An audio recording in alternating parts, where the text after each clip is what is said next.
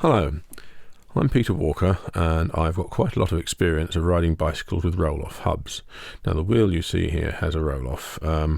This particular wheel has done just about 26,000 miles, and in that time I've worn out a number of sprockets. Now this particular sprocket I'm about to remove now has done about 4,000 miles, which is less than I usually get out of them, but I put the wear down to the fact that last year was very wet and mucky, and I think I was also spending the year using an inferior chain lubricant, and that, the chain I've just taken off as well has also done fewer miles than I normally expect to get out of a chain.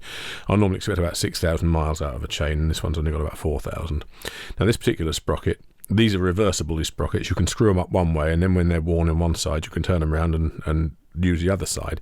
This is quite badly worn on one side, and I've decided to get rid of it altogether because I've heard horror stories of people trying to take these sprockets off and actually breaking the teeth off the sprocket, and then it's an almightily difficult job to do.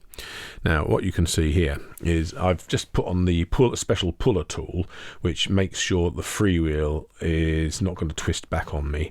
And this chain whip I'm putting up now, I didn't do that right. I have to line it up properly, so I turn that around like that, and you'll see the chain whip hangs onto the sprocket, and the puller tool, which I've had to grip on very tightly with the quick release skewer, and that's really important. You know, you want it done up very tightly because if not it'll slip. Now I squeeze and snap, and that has loosened the sprocket.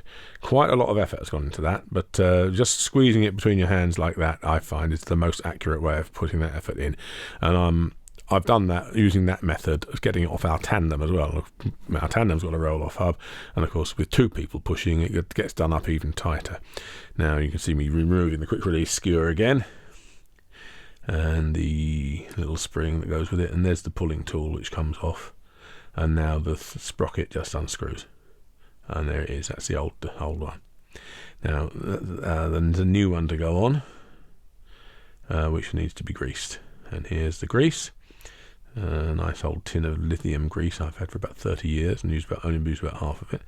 It's almost all gone on bicycles of one sort or another. And I put the grease in the thread like this and make sure it's nicely spread around, because that means that next time I want to take this sprocket off, which will be in probably about another 4,000 or 5,000, maybe 6,000 miles, although I might actually reverse it so it gets its wear a bit more evenly on both sides. It'll be quite a while before I remove this sprocket, but you do want it to be coming off nice and easily.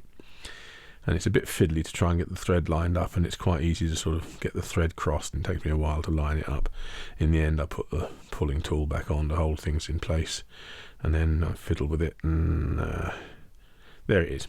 Got the thread going on now, and that's all there is to it really, and that's going to be ready to put back on the bike and pedal away.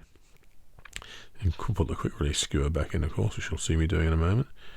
But doing it up finger tight is enough, because once you've got the chain around it and start pedaling, that's going to get done up nice and tightly, and it'll make a decent seal so that the roll-off hubs have oil in them, so you don't want that to come out. And that's one of the reasons I was quite careful to make sure the wheel was the right way up, because I changed the oil on that only a few days ago, so that's actually got a nice clean lot of oil in there now. And that's more or less all there is to it.